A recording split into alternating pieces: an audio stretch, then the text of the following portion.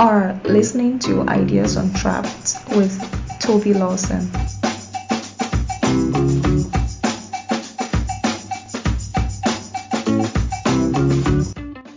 Hi, I am Toby Lawson and welcome to another episode of Ideas Untrapped podcast, where we discuss the growth and prosperity of nations by talking to leading researchers and social scientists.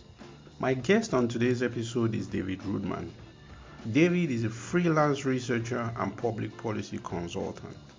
He is also the current senior advisor for Open Philanthropy, the leading non-profit organization in the world on how to do charities effectively. My introduction to David was through his second book titled Due Diligence, an Impertinent Inquiry into Microfinance, which, in my opinion, is no doubt the best literature available on the subject, despite a decade of publication. I began my conversation by asking David how insiders reacted to some of his findings that microcredits, that is giving small amount of loans to poor people, might not be the magic bullet to poverty alleviation as many people are taught.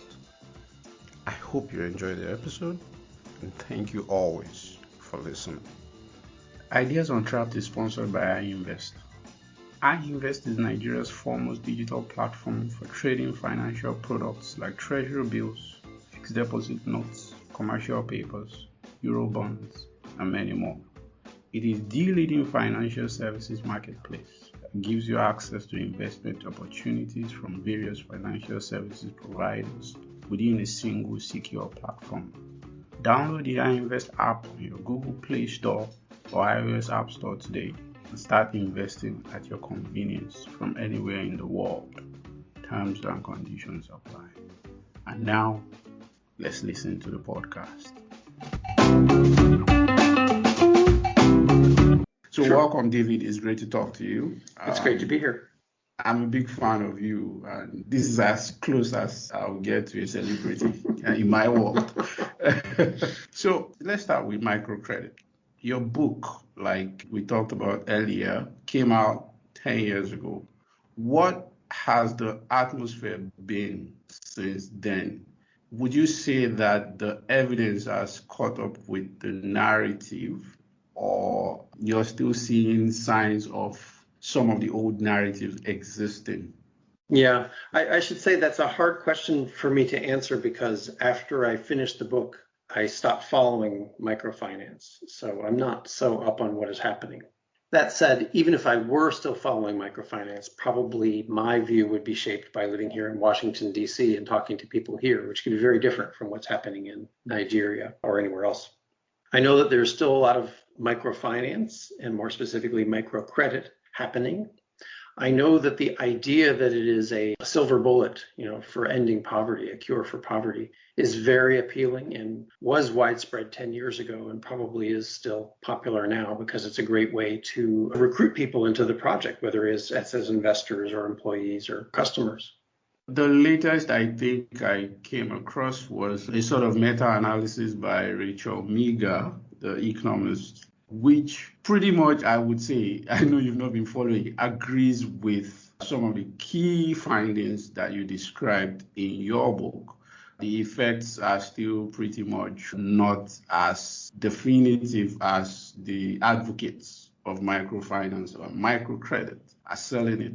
The atmosphere may be different where you are, but it's still a very popular idea, at least here in Nigeria and parts of Africa that I'm aware of. And it's still pretty much being sold as the silver bullet, like you said, this thing that brings people out of poverty. For example, the government of Nigeria came up with this elaborate scheme to bring 100 million people out of poverty. And part of the center of that plan is to give people microcredit, small loans to traders. They call it trader money here. It was quite popular during the last election. Lots of people thought that was just campaign financing masquerading as anti-poverty scheme. But I want to ask you, what is wrong with that view? that microcredit is this thing that you just do, and a lot of poor people in poor places just get out of poverty. Give us a brief survey of the evidence. What is wrong with that view? Right. Starting in 2009, we started seeing the first randomized studies of the impact of microcredit. They're run much the same way that they're testing vaccines. You randomly give the treatment, in this case a loan, or the offer of a loan to some people and then not others. And then you visit them every few months over a year or so, and you ask them a lot of questions and you see how they're doing. And then you make a comparison. And the randomized studies mostly found no clear impact on poverty, by meaning, how much a household is spending each month or earning each month. And that certainly goes against the stories that were being told about microcredit for decades before then, as being a cure for poverty. So Rachel Meagher did, I think, a sort of synthesis of those studies and sort of confirmed that basic finding. What I want to do is give intuition for both why credit can be useful and yet why we shouldn't be surprised by that finding. Everybody uses credit pretty much. And somebody who is unable to access credit is probably very poor. So being able to borrow money when you're in a tough place, like, your wife is sick and you need to get a doctor, is really very important. And microcredit can be just one more way for poor people to get access to loans when they're in a pinch. Certainly credit has been useful in my life for helping me buy a house, for example. So I don't think we should just assume that credit is always bad and dangerous and not useful for poor people. At the same time, we should recognize that the major way that poverty has been reduced on this planet is not through tiny loans to poor people, but through larger scale processes of industrialization, creating factories and offices that employ people, educating people, all these very large scale things that create both losers and winners, but are the real route out of poverty. And so it's just not plausible that giving loans to poor people is going to lift them out of poverty any more than giving food to poor people would be expected to lift them out of poverty. The one danger with credit does distinguish it from, say, giving people cash or giving them food or building schools for them, is that you can really get in trouble with credit. And so what's dangerous and somewhat specific to credit is that if it is promoted too enthusiastically, it can actually do more harm than good. We've seen credit bubbles in this country, and I'm sure you've seen them in Nigeria. So that's what I really worry about, is the over-enthusiasm causing it to do less good than it would otherwise if it were done more carefully.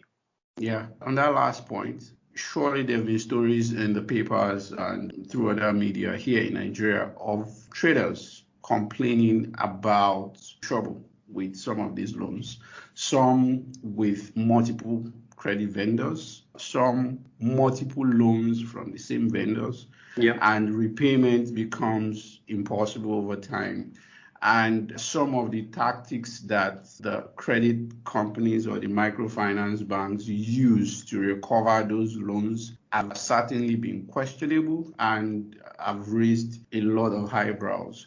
And something you also delved into in your book, which my experience confirms, is that most households use these loans, most poor households, I should say, use these loans to smoothen consumption, like you said, to pay the school fees of their kids, to buy food, to meet other expenses, and not really to invest in their businesses.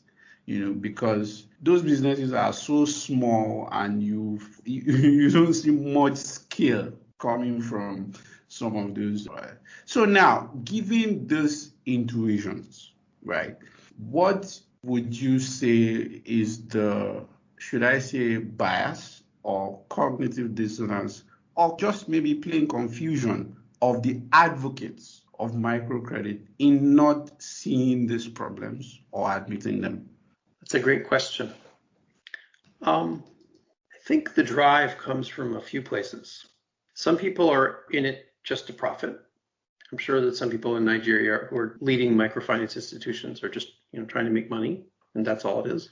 There are lots of other people who want to help find a way to help to make the world a better place. So if I'm sitting in Washington and I want to help people in Nigeria, how do I do that? Well, it's very appealing if I can make loans, say online, to people in Nigeria, use my wealth to help them. And I want to believe that that's a useful thing. It's very appealing. So it comes partly out of good intentions. Another thing that shapes the drive is that it's convenient for a lot of people. It doesn't question existing power structures or the distribution of wealth. In that way, a very conservative, the word translates into the Nigerian context, but kind of in American, we would call it a conservative idea. It looks to the market system as a way to help everybody do better without questioning the existing distribution of power and wealth. The other thing that happens is that the economics of microcredit give it more drive. If you want to make money, or at least cover your costs so you're sustainable, while making $100 or $500 loans, from the US perspective, quite small, you have to do that at very low cost. Because otherwise you can spend $100 making a $100 loan, and then you have to charge absurd interest in order to cover your costs. So microcredit, when it's done at scale, is all about minimizing costs and making everything into a routine. So that's why when there's group credit, there's a weekly meeting of people who are all borrowing together, and they all take loans of the same size, and they all make the same payments the same week. And so you can service 40 loans within less than an hour. It also means there's a really strong emphasis on keeping the repayment rate high. So you often see higher repayment rates in microcredit than you do among more affluent people, lower default rates.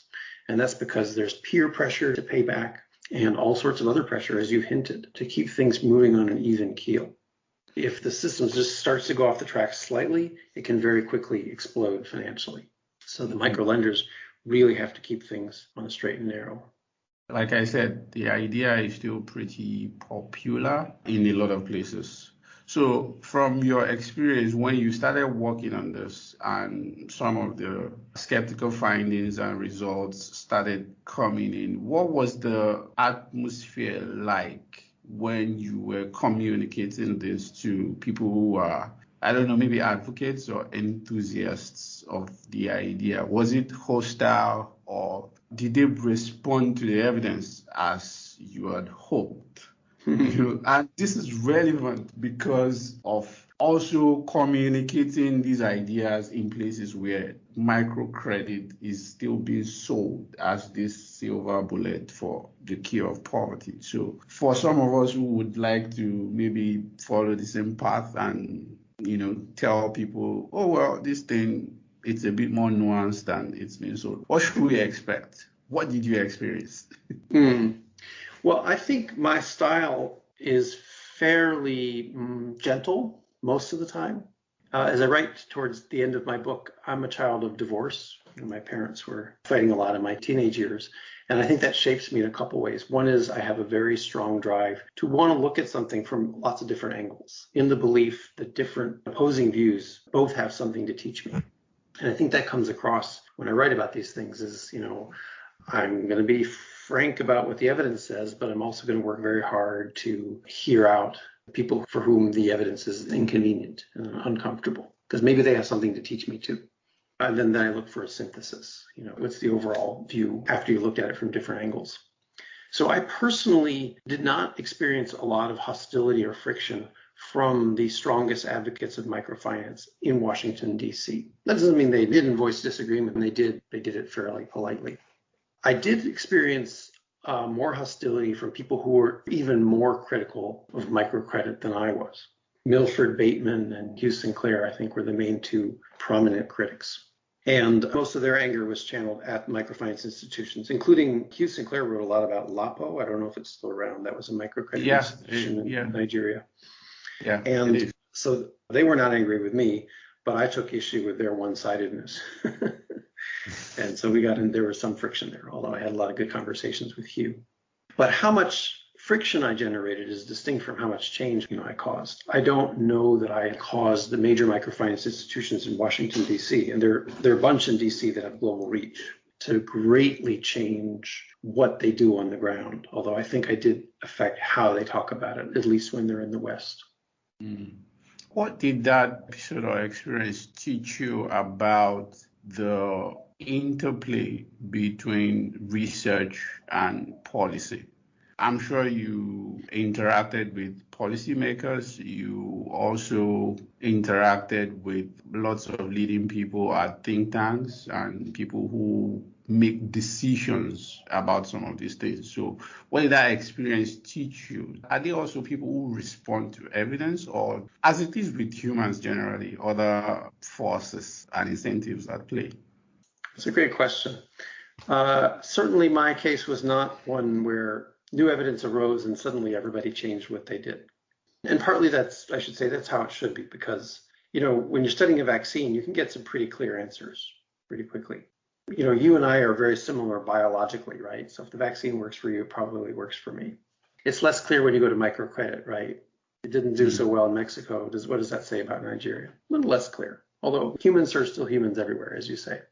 So I don't think there was anybody I can think of in the policymaking role who lived up to the evidence-based policy ideal, suddenly changing what they do in response to new evidence. I do feel like there was a more social dynamic in which lots of people were talking to each other, mostly online, researchers, people running microfinance institutions, people in government, lots of different folks. And in a kind of way that's kind of hard to pin down, the ways that people talk about microfinance tend to change over time, at least in the community that I was in, the people I was hearing from. And there was a gradual de-emphasis of the idea that it reduced poverty. And I think there are organizations that are funding it less as a result of the evidence than they would have otherwise. It can't be definitive, but USAID is a long supporter of finance for poor people. I think that they have de-emphasized microfinance somewhat. And the organizations I work for now, Open Philanthropy and its sister organization, GiveWell, long ago chose not to go into financing microfinance because the evidence was too weak. You sort of preempted where I was going next with the Open Philanthropy reference. So I think a lot of the attention regarding, should I say money as an intervention for poverty has sort of shifted to cash transfers. Mm-hmm. So the New York Times reporter, I think she's with the Atlanta now, Annie Laurie wrote a book, Just Give People Money. Yeah. Cash transfer is really popular. We have organizations like Give Directly who are getting a lot of funding and backing. Yep. There's a lot of enthusiasm. So, and I'm wondering, I know you follow some of these things, are you getting a bit of the same feeling with microcredit? Because, there's been so many other studies that are skeptical of cash transfers as the thing that makes the difference between households as far as poverty goes. But it may not well be the same story as microcredit. So what are your thoughts? Okay. I have not been following it closely. So I work for Open Philanthropy, which is based in the San Francisco area and is essentially a foundation with most of its money coming from one of the founders of Facebook, Dustin Moskovitz, and his wife, Carrie Tuna. We in turn have been making major grants to the organization that we spun off from, which is GiveWell, which focuses on recommending charities to anybody. You can go to their website and get advice about where to give money, at least if you're in the States or in some other countries where you can get the tax deduction. But I should say the tax deduction by donating to U.S. groups. One of the major recipients of that money is Give Directly. So I work for an organization that is funding Give Directly, and that's the leading organization that has been giving money directly to poor people in the world. I haven't been involved in that decision making and haven't been following the research closely. I think it's actually a positive example of concern about evidence shaping where the money actually goes. The founder was committed to doing lots and lots of research alongside their actual programming work. So every time they move into an area, they try to find a research project to look at different angles of how they're giving the money, who to give it to, under what conditions, and so on. My casual impression is that there has not been hype about it. I have not seen people claiming that this is the path out of poverty. It's actually, I want to say cynical, which isn't quite the right word. It's saying, there all sorts of things have been tried over the years to help poor people. And we're not sure about whether many of them have really worked. It's not clear that they have. So why don't we just give up on all that and just give them the money? So it's not a claim to be perfect. It's a claim to be better than nothing, better than a lot of things that seem to have failed. So it's sort of an intrinsically humble story that I get from the promoters of cash transfers. Mm-hmm. So I find it very encouraging, both because it doesn't seem overhyped. Well, there's three reasons. It doesn't seem overhyped to me, although you may be seeing hype about it that I haven't seen. It is being accompanied by a lot of rigorous research, and it's not intrinsically dangerous the way credit is. Looks promising to me. Naturally, this will lead me into this debate about development interventions generally.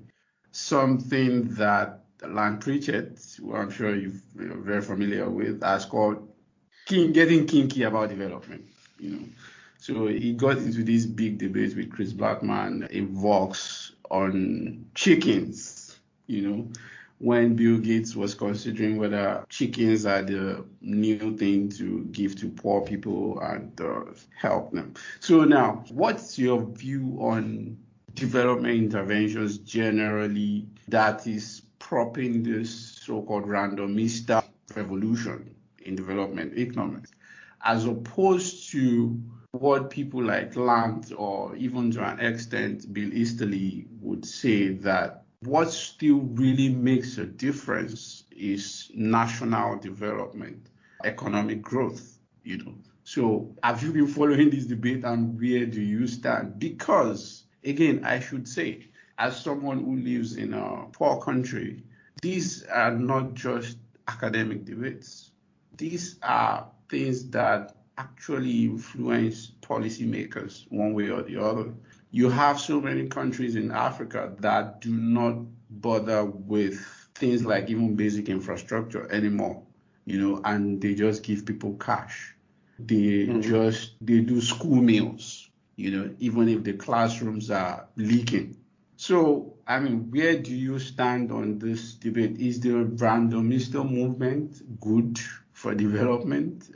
I know it's a good versus bad thing, you know, but you get what I mean. Right. So this is a big, complicated topic, and I haven't thought about it in a while, but I think that the randomista movement and the notion that we should be rigorously testing the things we're doing to try to help is fundamentally healthy, that we're affecting people's lives, the lives of millions of vulnerable people with these aid interventions. And why shouldn't we, when possible, be holding them to the same standards that we hold vaccines and medicines to? The stakes are at least as high.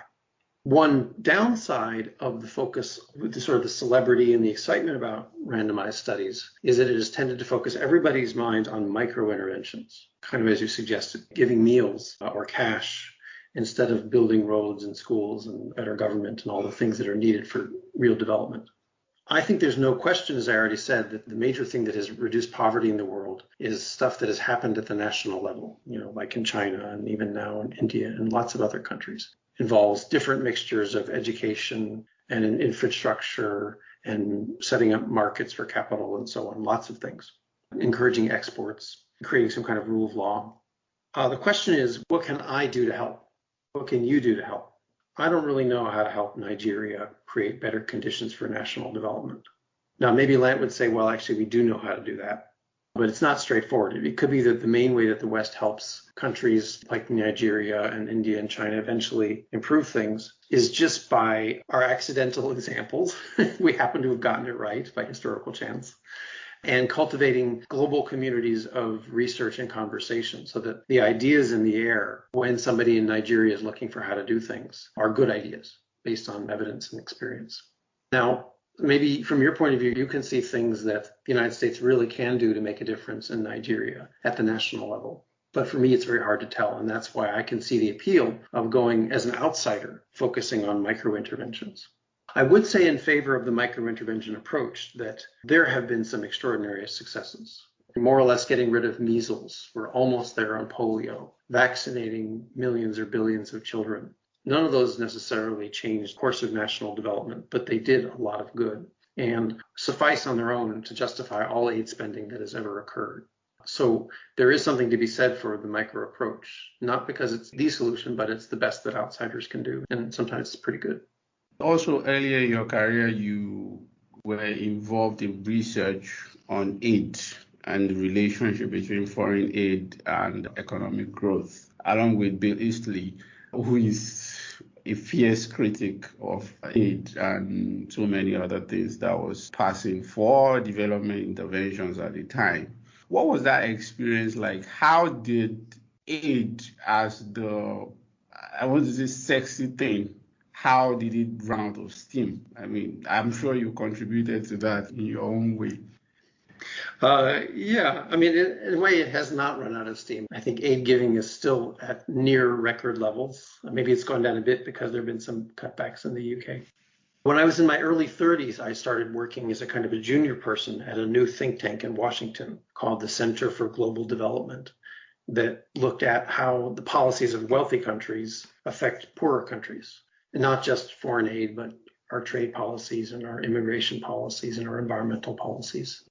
And so one of my first tasks was to assist Bill Easterly, who had also just arrived, in revisiting a new, at the time new, which was 20 years ago, and very sexy study that found statistically that foreign aid increased economic growth in the receiving country when those countries had good economic policies, which meant things like having low inflation and trade openness.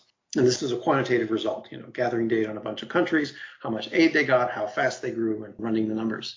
And when I had first learned about this study in the late 90s, I was very impressed by it. It was like statistics was this kind of X-ray vision. You could look through the noise and find the patterns. But Bill was skeptical of the study. And so what he told me to do was to try to gather the same data that had been used in that study, which had been authored by former colleagues of his at the World Bank, and then try to replicate what they had done. And then because time had passed, he told me to add another 4 years of data to see if the patterns continued.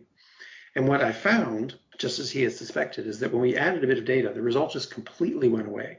In fact, if anything, there was now a negative relationship, although it was not statistically significant. So this is a real powerful lesson for me in how you can impress and sometimes fool people, and even fool yourself with statistics. And you can get published in top journals, and you can get a lot of attention from policymakers, especially when your message is compatible, makes them feel useful. It's because it was a very compelling study because it not only said that aid does work, but it gave a recipe for how to make it work, which countries to give it to, the ones with low inflation, trade openness, etc.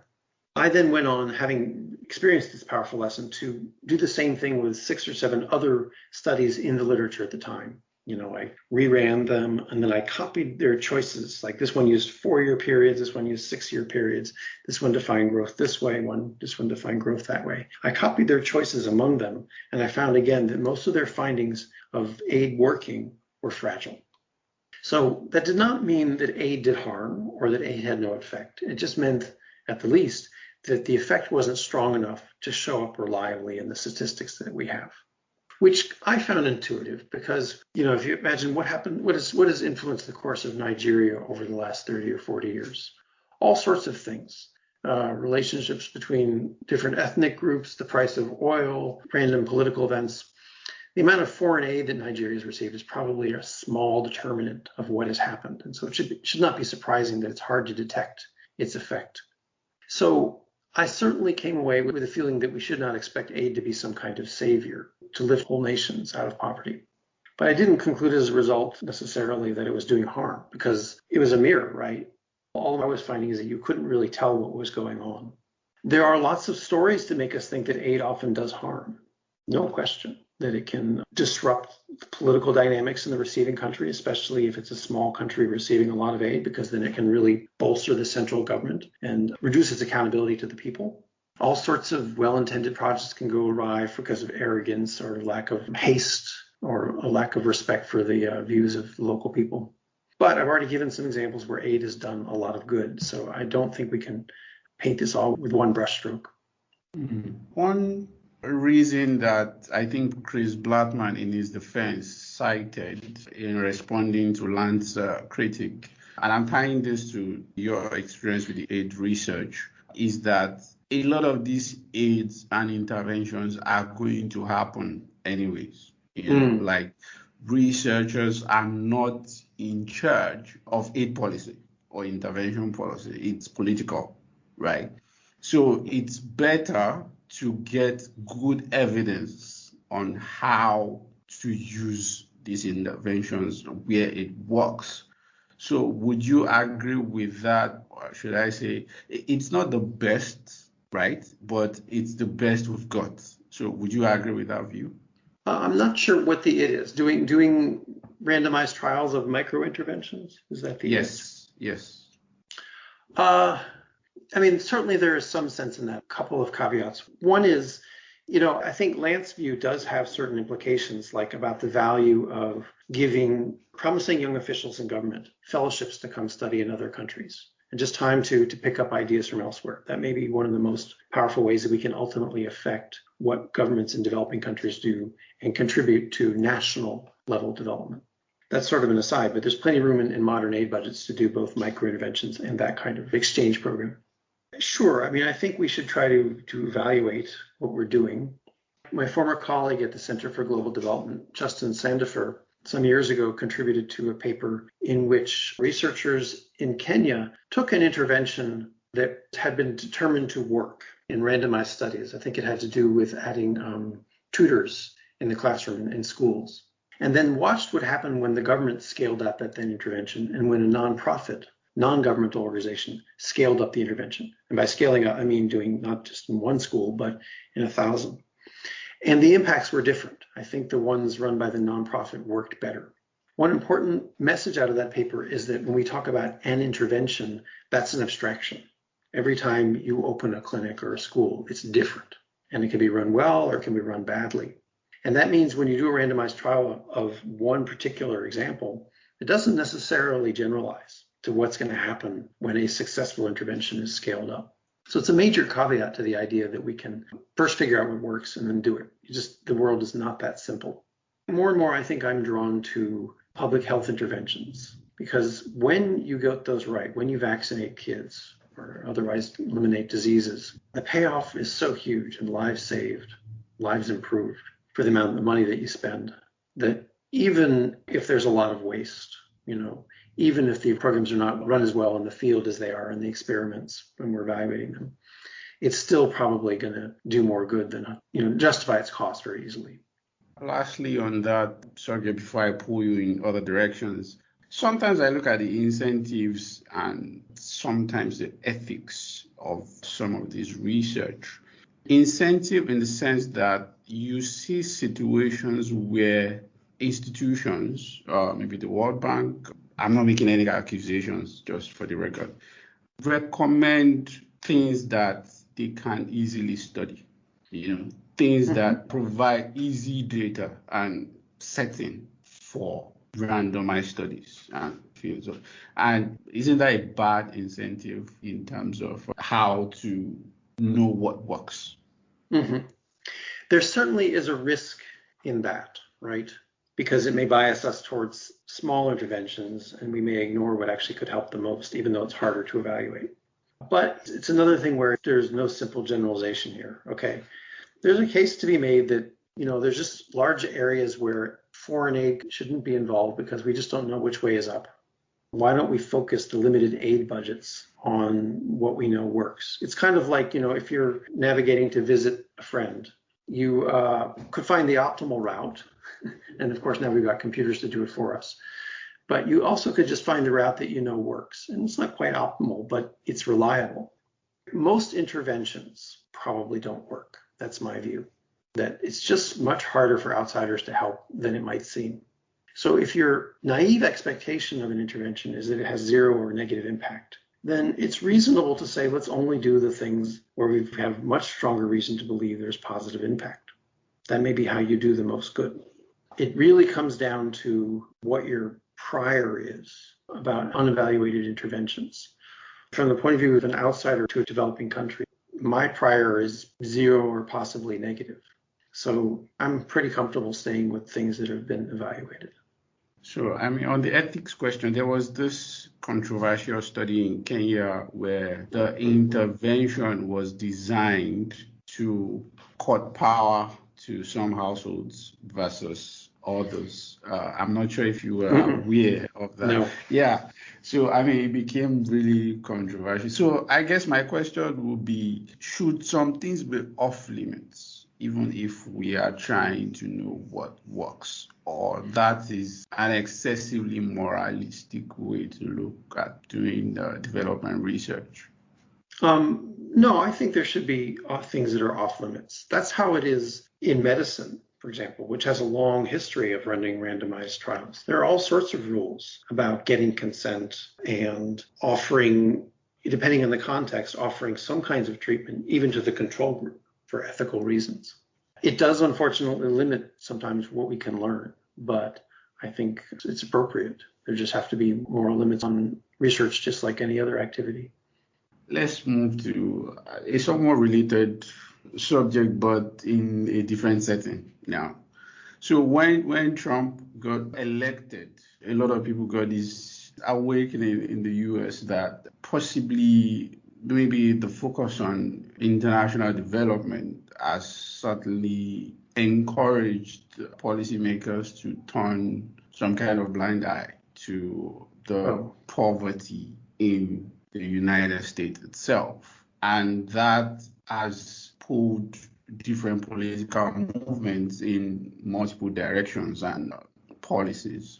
So one policy that has been, it's not new, but certainly gaining traction is universal basic income. Is it something that could work?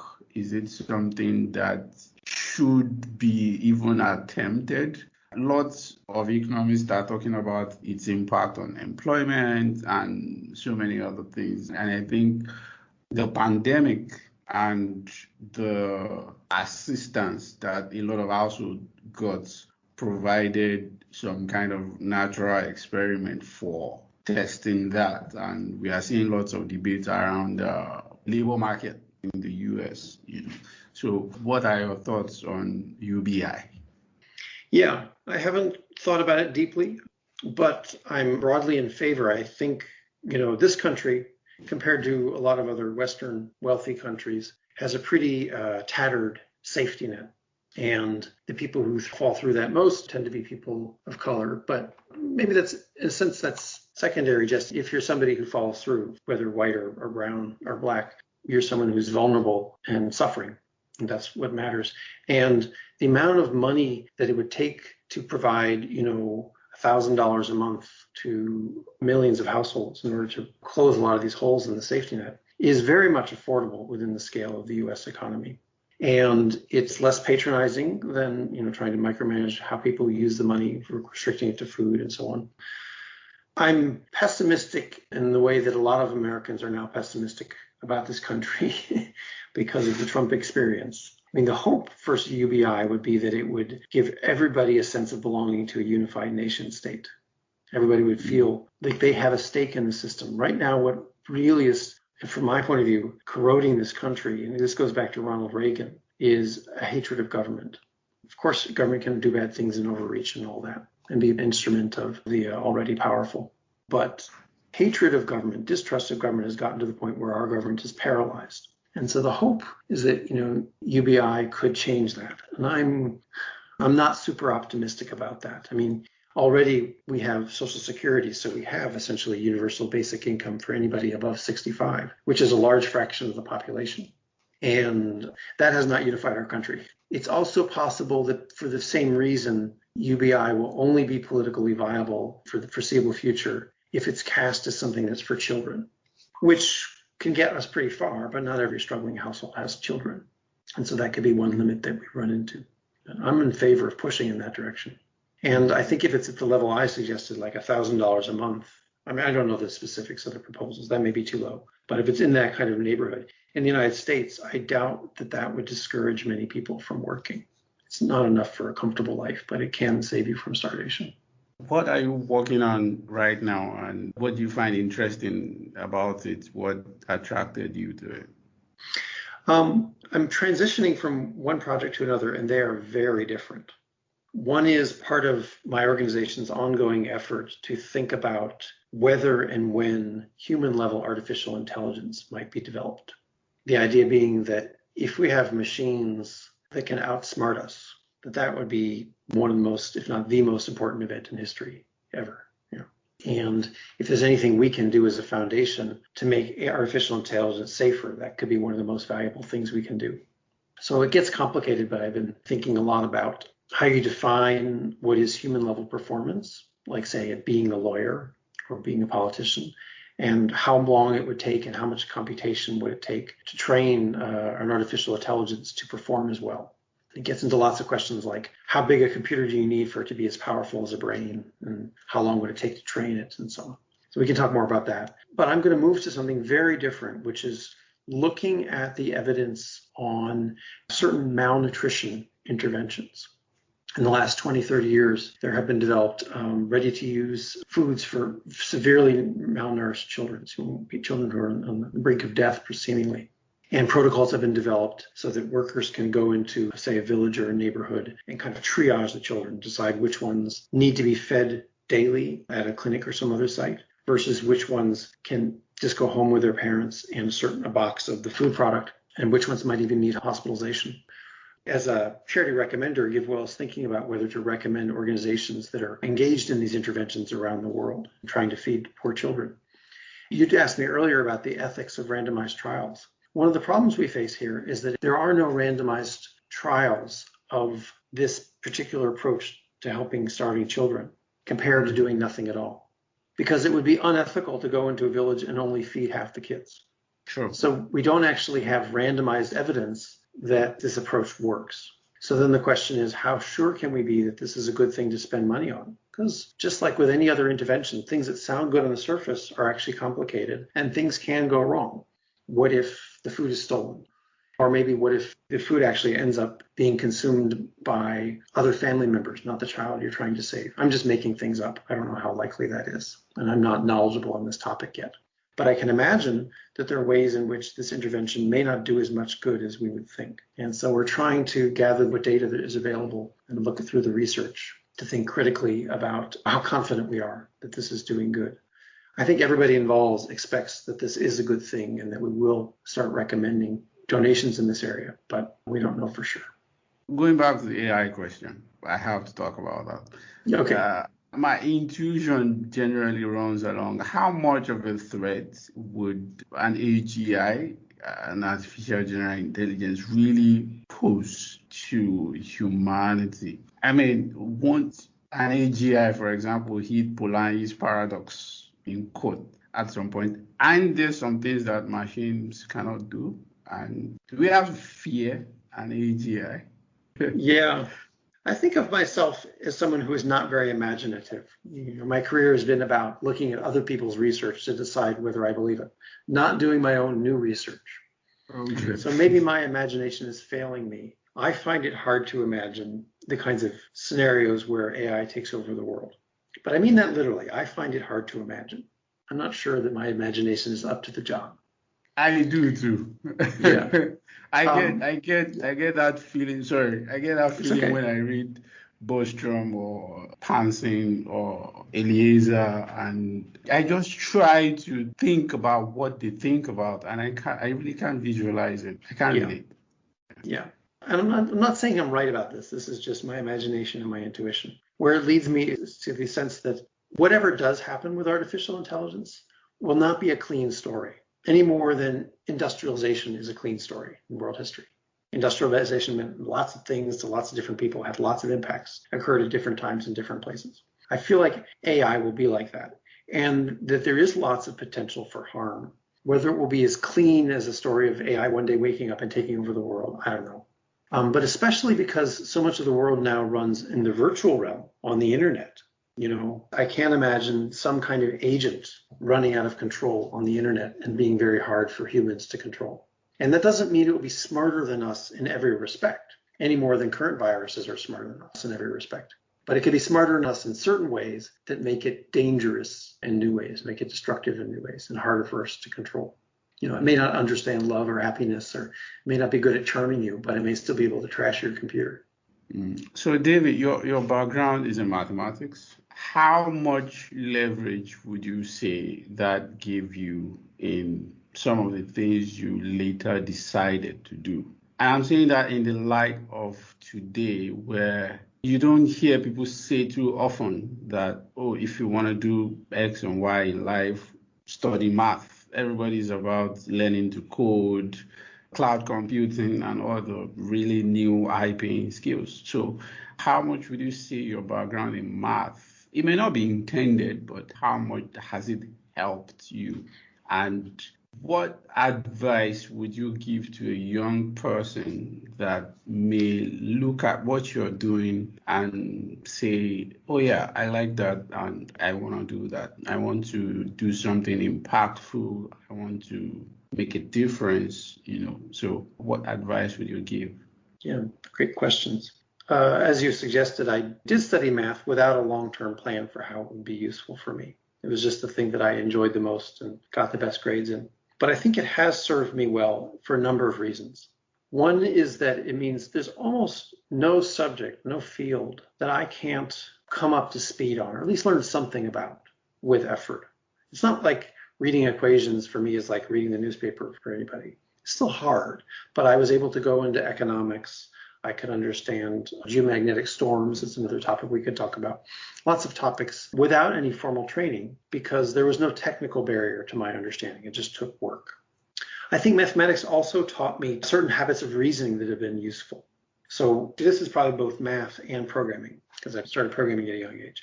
I've learned that whenever I come to a conclusion, there's probably an error, just as there are almost always bugs in code. And so I then need to turn around and attack my reasoning and look for the weaknesses, and then look for the deeper insight that comes out of finding the places where I was overly simplistic in my reasoning. So it's led to, I think, to a certain kind of care in my work. A third way it's helped me is I've always known that I could get a reasonably well-paying job, both because of math skills and coding skills. And having that knowledge in turn makes it easier for you to take risks. So if you say, you know what, I really want to go work on some kind of public policy issue or be an intern at an organization that I think is doing good work, even though they don't pay me, it's easier to take that kind of plunge if you know that you can back out at some point and get a good paying job. Whereas if you study art history, it's much harder to take that kind of risk. Mm-hmm. So I do encourage young people to lean in the direction of technical studies to the extent that it fits who they are. You know, if you're born to be an art historian, then you should just be an art historian. You know, at least you should try. But if you can push yourself to learn a little bit more about coding, a little bit more about physics and math, that will give you more agency in life, I think, in the modern world. And that in turn allows you to take more risks so that you can find the interesting path that mixes your skills with your sense of mission. Mm-hmm. And speaking of skills, I have to say for a mathematician, you write incredibly well. I read both of your books and they were clear, they were concise, they were well reasoned. The arguments spoke to me, and it's almost a rare skill, especially for someone with a technical background. I mean, I read academic papers all the time and they are actually quite boring. Yeah. So I have to ask you, how did you learn to write so well? Is it from reading Shakespeare or what? From age 8 to age 14, I was in a very unusual progressive school. I don't know if they have them, and they're actually kind of uncommon even in the States. I don't know if you could find them in Nigeria. I had the same teacher for 6 years. We were never graded, and it was a mixed age class, a very open, flexible place. But the teacher did have us write every week and then listen to each other's writing and comment on it. So I think becoming a good writer, a lot of it is practice and reading. You know, there's something in your brain, maybe especially when you're young, that's generating those word sequences unconsciously. And it must somehow be a synthesis of everybody you've ever listened to and everybody you've read, well, at least in those formative years in your teenage years. But part of it is also what I described before when I was talking about how the mathematics study made me teach. I think of writing as an iterative process. There's a point where I realized that it was effective to start each paragraph with a topic statement and then provide details. And there was a point where I realized that cutting words made prose more effective. And then I got so enthusiastic about cutting words that I discovered I had taken it too far. So then I realized I had to reread everything I wrote to listen to whether it felt natural. So it's been an iterative process there too. You have to practice, but then also listen carefully to your own words by reading them aloud or just reading them, but then also bring that self-skepticism, which can drive self-improvement. Finally, what's the one idea that you are excited about and you would like to see spread everywhere? Like it may be something you're working on, maybe from someone else, it may be something you read and fascinates you. So what is that one idea you like to see spread everywhere and lots of people adopt? Well, the thing that comes to mind, it's not quite what you're asking about, but maybe I'll say it anyway. I have been amazed in the last few weeks at how much innovation there is in the world of computer programming and how much of it is free. People around the world are learning Python and programming in Python. All sorts of packages are written in Python that let you do things very quickly. There's a new programming language that's coming on strong that's called Julia, which has the flexibility of Python, but has the speed of faster languages like C and Fortran. And what has amazed me is how much of this effort is relatively decentralized. There are no dictators controlling most of it, and how it is all free. It would be as if I invented a hammer and suddenly millions of people around the world not only could go buy a hammer, but already had one in their hands for free. And it's really quite an extraordinary event, I think, in human history. I don't know how much impact it has, but to have these voluntary global communities collaborating on building things together that are then instantly free to everybody everywhere, I find quite extraordinary. Thank you so much, David. It's been amazing talking to you. It's been a pleasure for me. If you haven't done so already, you can subscribe to the show on any of your favorite podcast vendors. That may be Apple Podcasts, Google Podcasts, Stitcher, Spotify, or any of the rest. Don't forget to rate us on your platform. It helps others find the show. Or you can just listen or download on our website, www.ideasontrap.com.